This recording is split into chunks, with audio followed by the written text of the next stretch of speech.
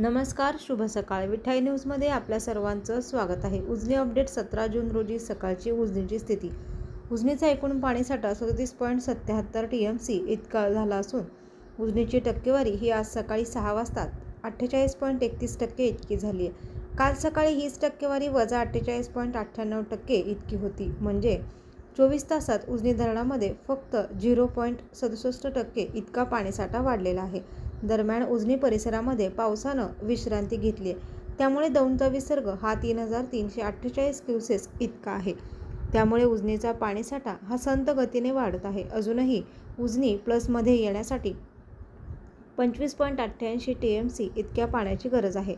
त्यामुळे उजनी धरण प्लसमध्ये येण्यासाठी उजनीच्या पाणलोट क्षेत्रासह परिसरामध्ये जोरदार पावसाची आवश्यकता आहे. काल दिवसभरामध्ये सुद्धा उजनीवर पावसाने विश्रांती घेतली आहे. घाटमाथ्यावर सुद्धा पावसाची नोंद नाही आहे.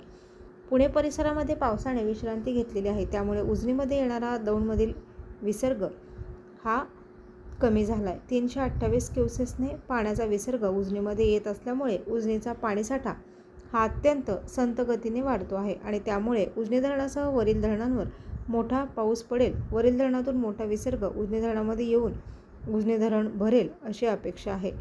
उजनी धरणाचे अपडेट पाहण्यासाठी विठाई न्यूज चॅनलला सबस्क्राईब करा व नोटिफिकेशन्स मिळवा.